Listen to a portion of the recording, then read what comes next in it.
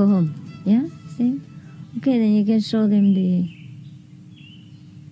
tape of the United Nations today, since you have not been there, huh? You can have a look.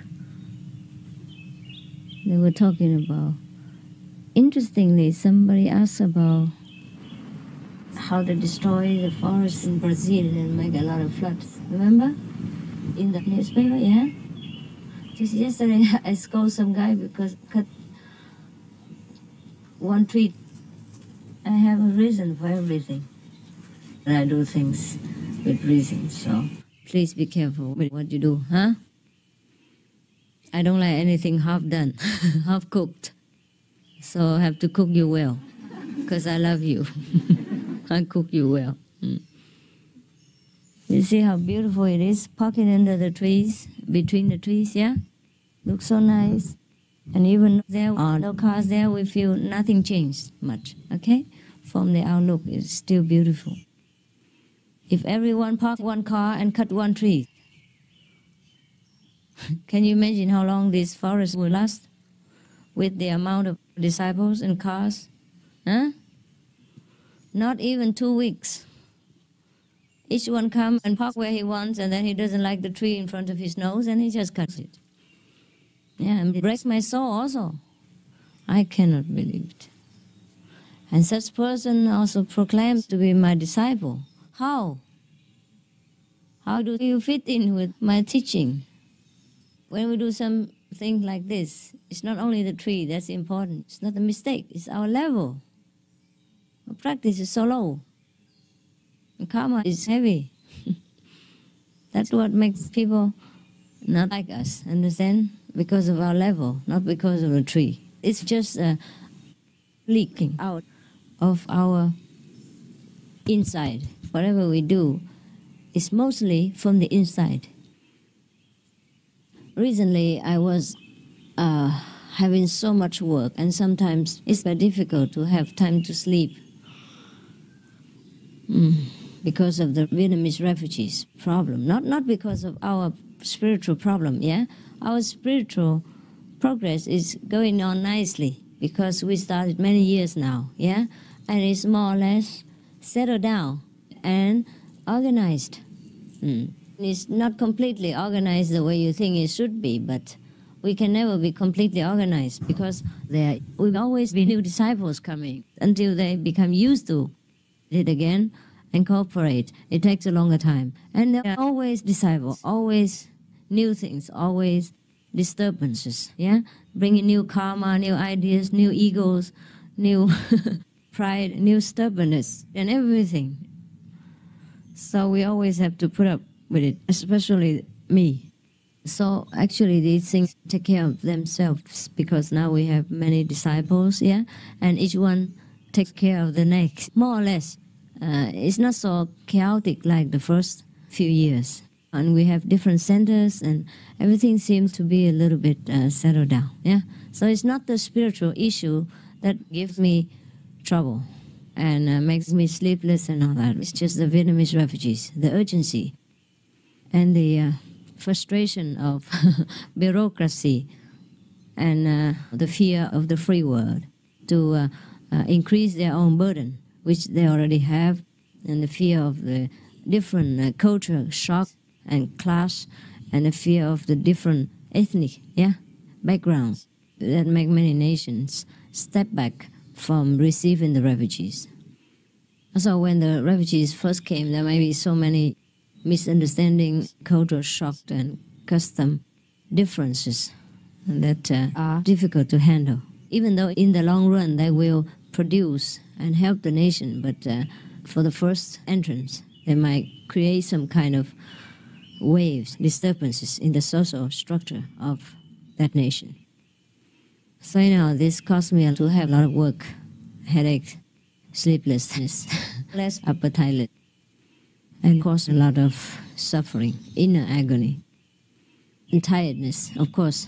And sometimes this also caused me to have a lack of time and energy to take care of the disciples. Even though inside, the master power takes care, but on the outside, sometimes you see me a little bit more tired or something like that. It's because of this.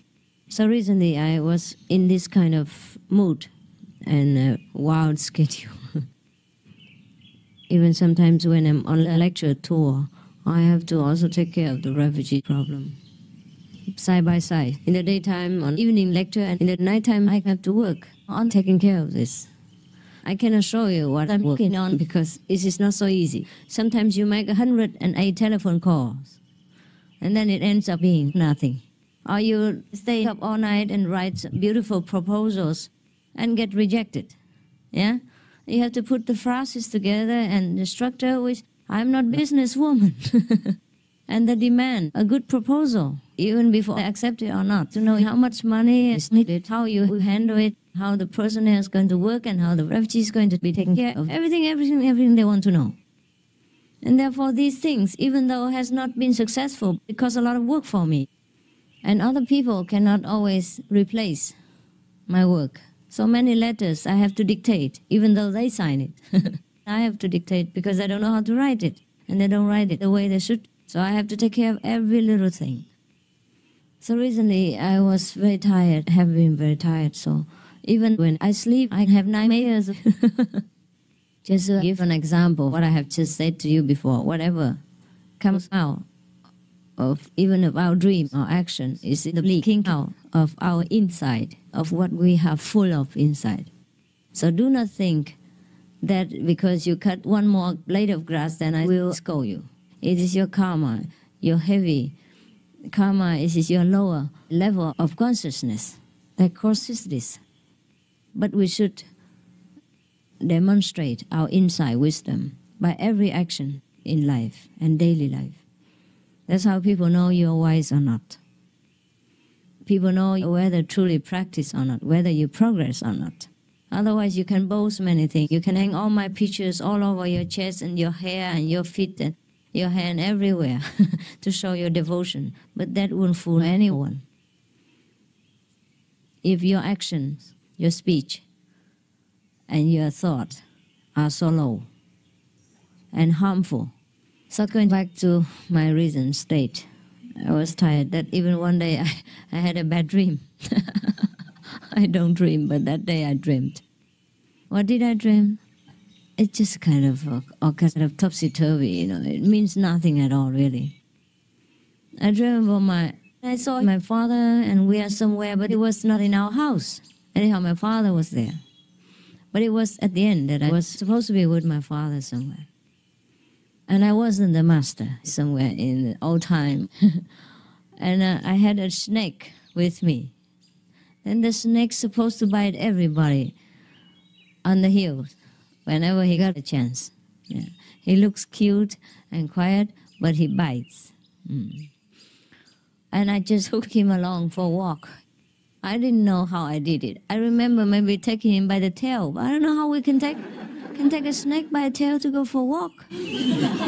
But that happened in a dream, you know. In a dream, everything happens. And it's a strange dream and very rare. I probably was too exhausted and too frustrated, yeah, with all these things and all the sleepless nights and was nervous, stressed.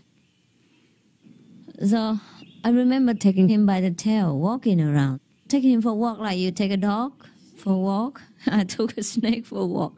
Probably belonged to me. So anyhow, suddenly I felt something like it wasn't walking with me.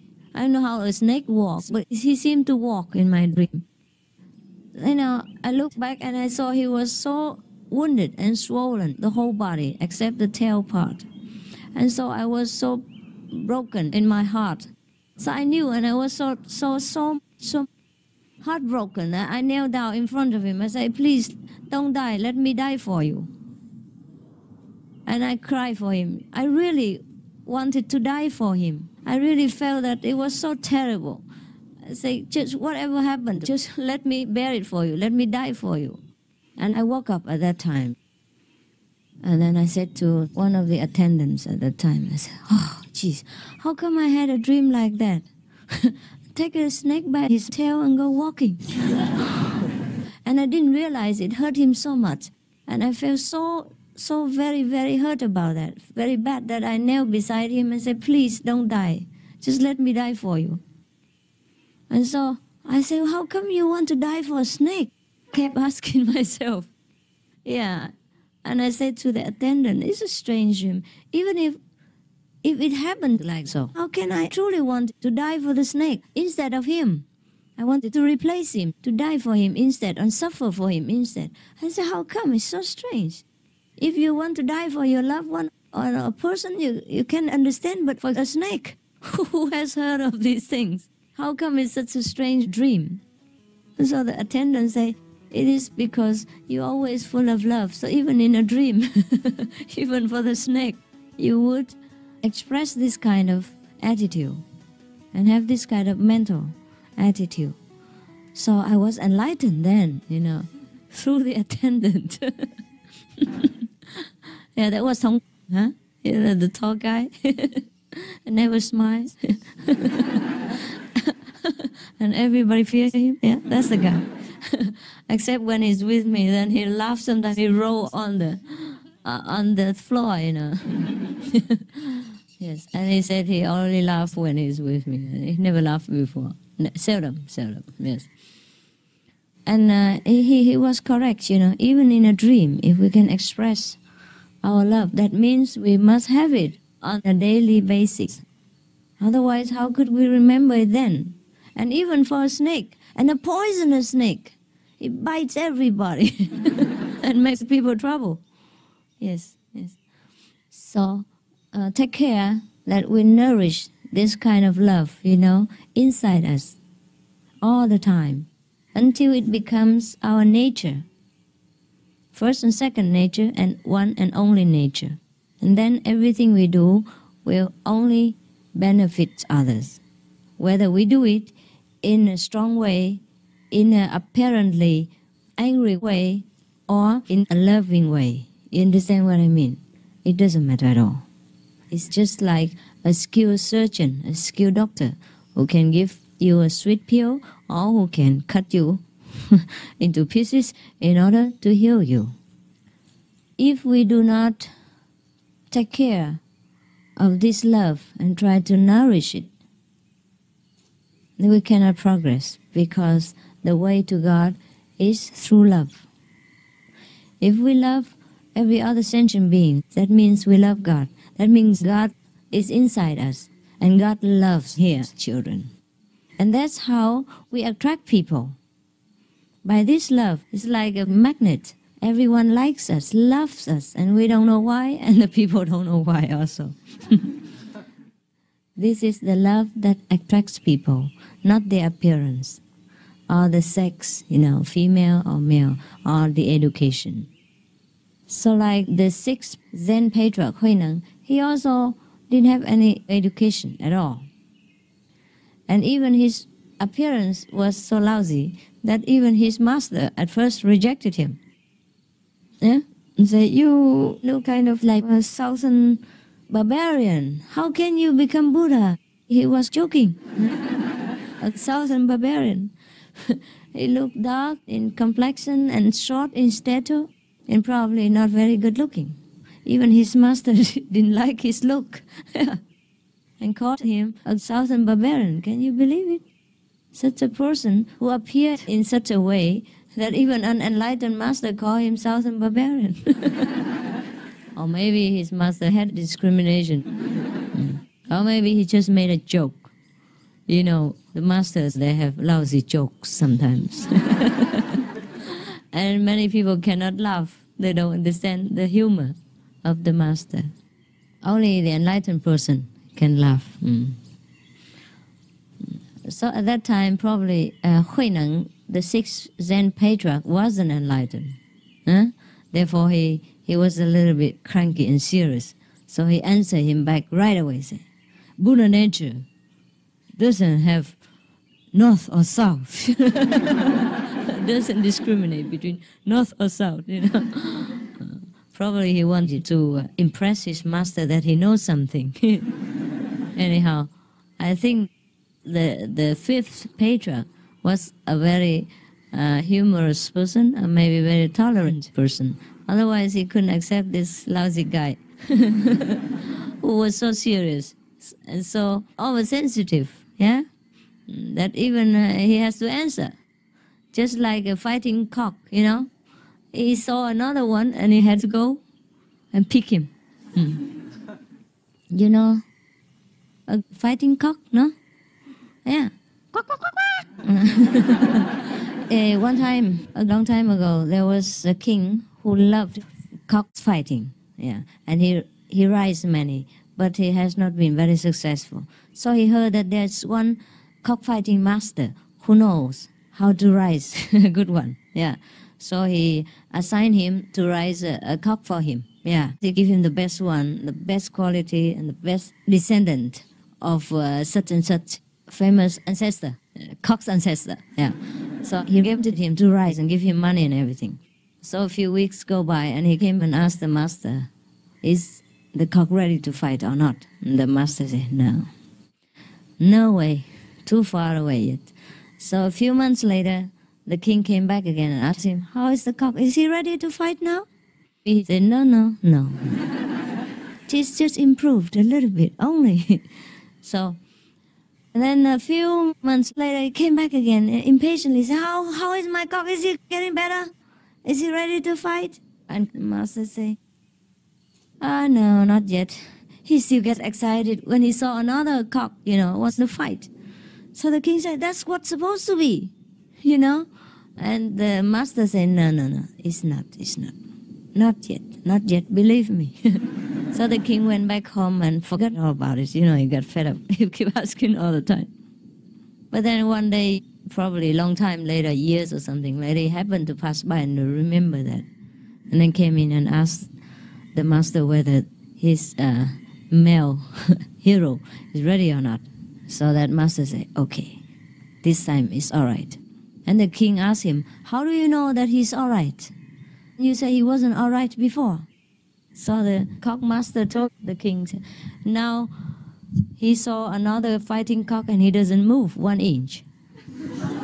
He doesn't even blink his eyes. But the other cock just saw him and ran away."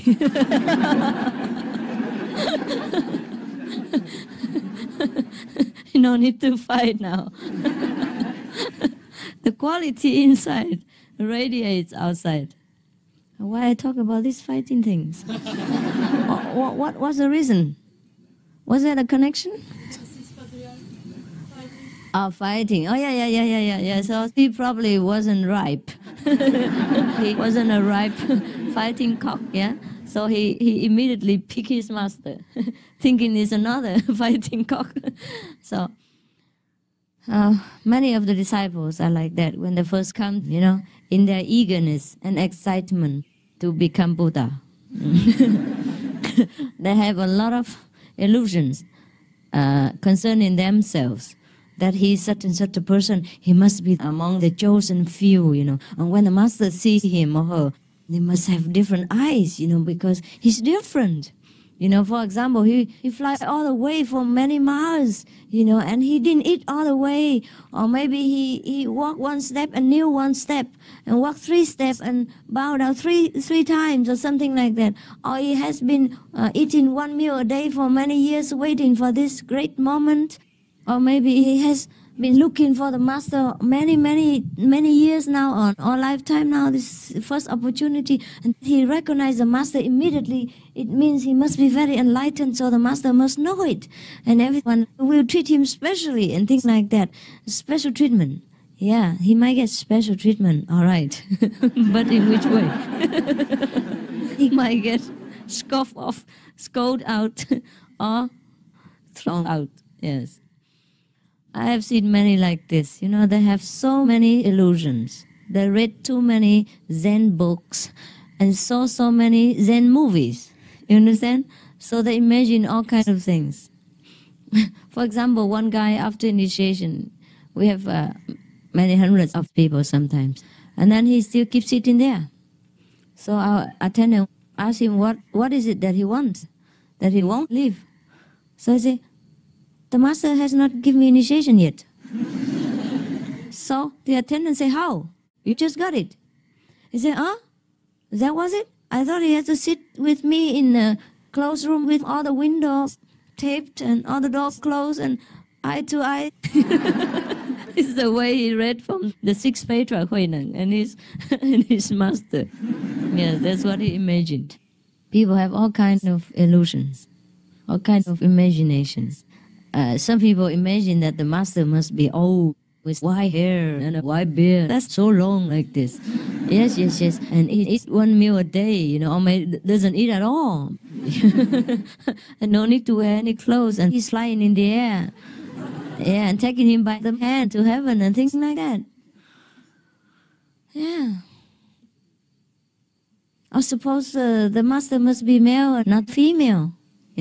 This we can take care of today. It's very easy. With plastic surgery, we can change.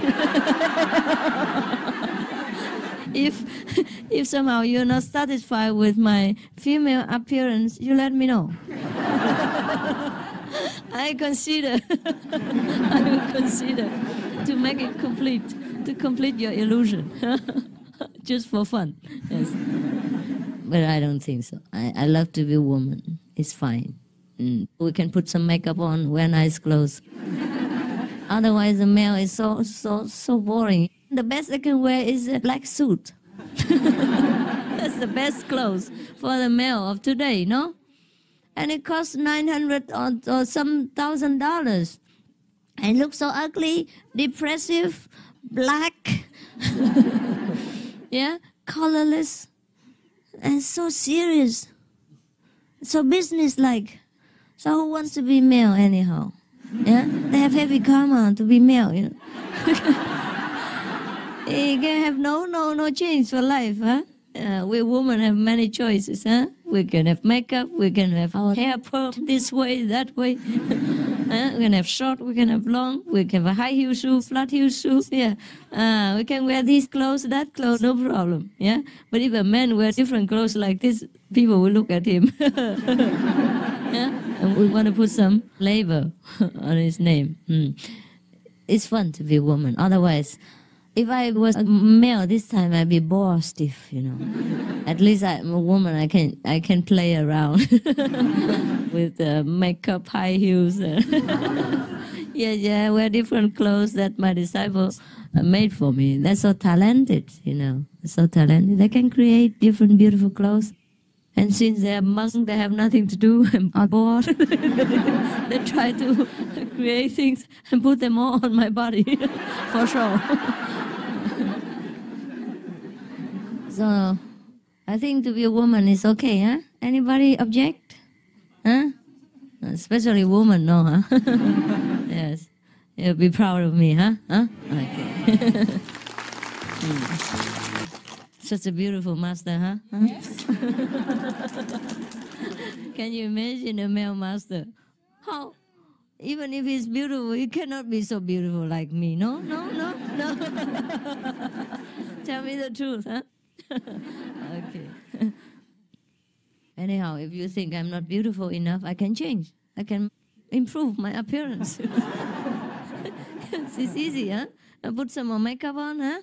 And make the eyebrow go like this instead of like that, yeah? And improve my nose. If it's not high enough for you by nature, it's high enough, huh? I think for my body size, it's high enough, huh? Huh? I don't think we need plastic surgery, no? No. Anything else you don't like, you just tell me.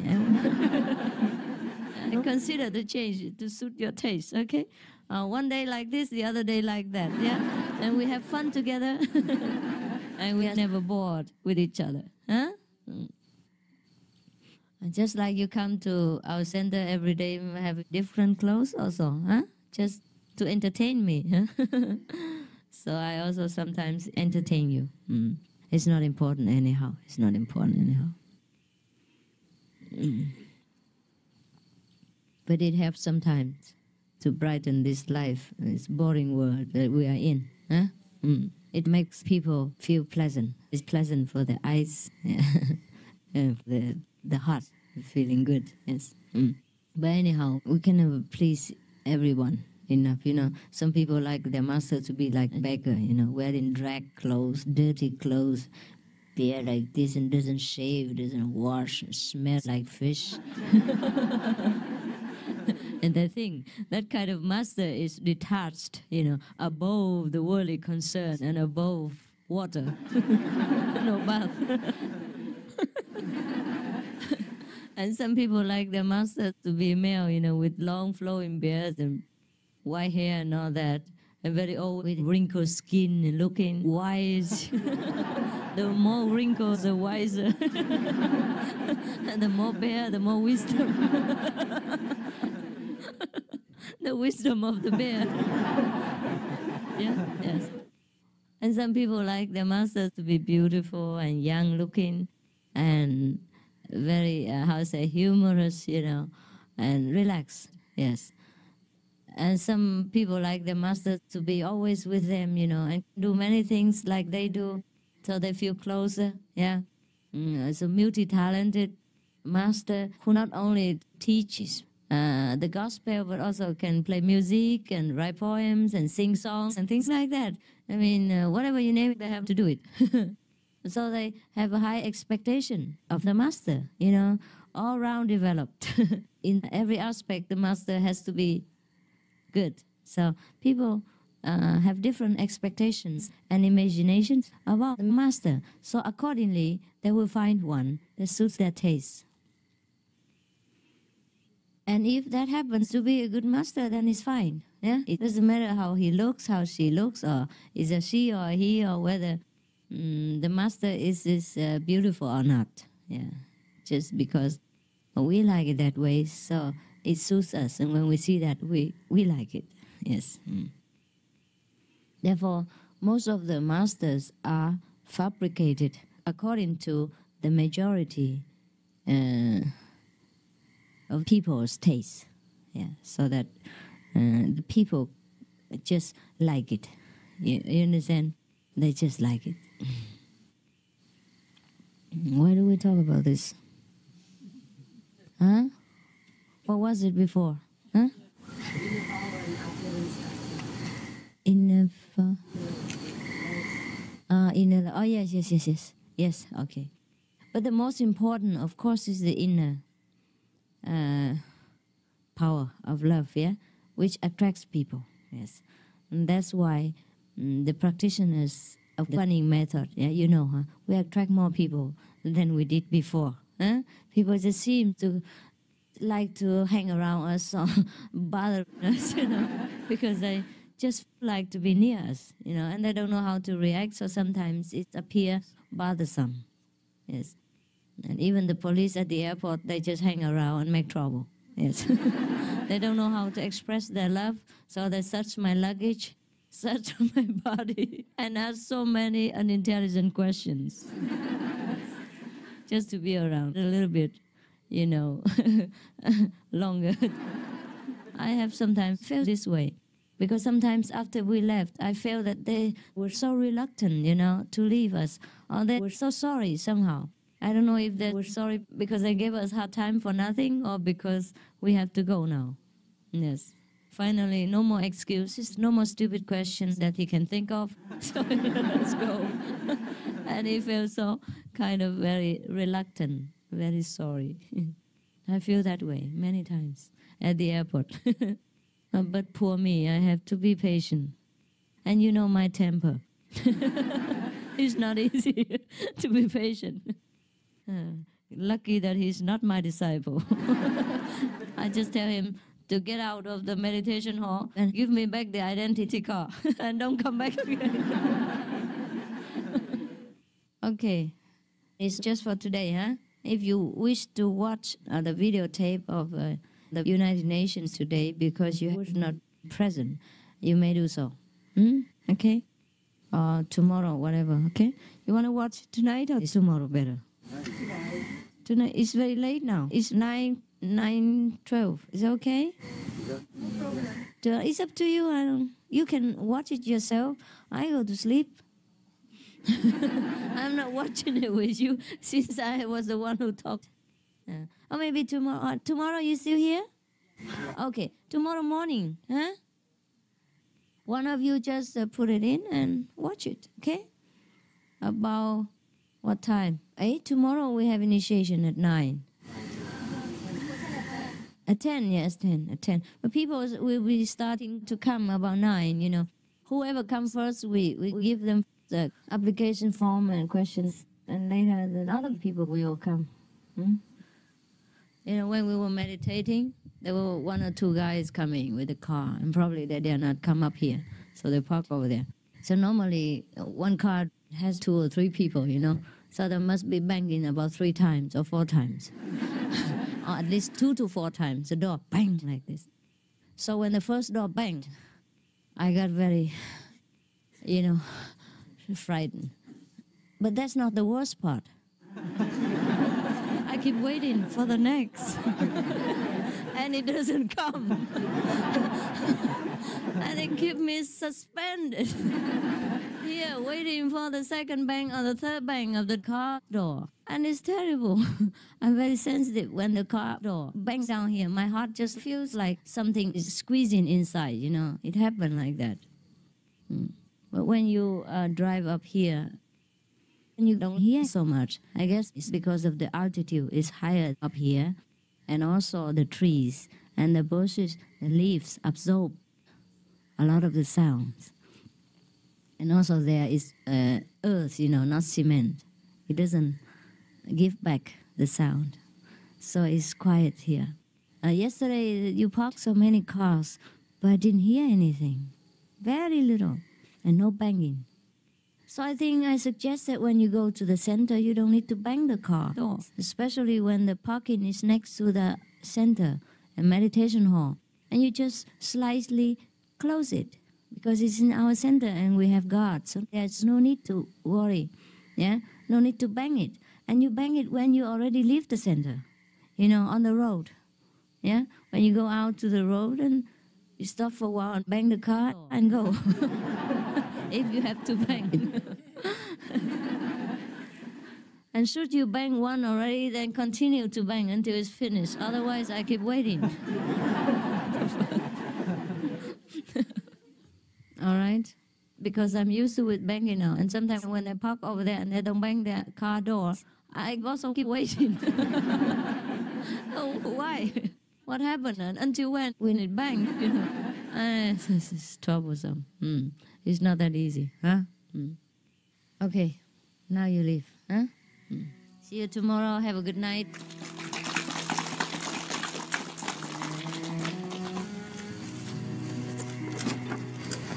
Maybe I have to leave very soon. Unexpectedly. For the refugees. I did not want to leave so early, but maybe I have to in a couple of days.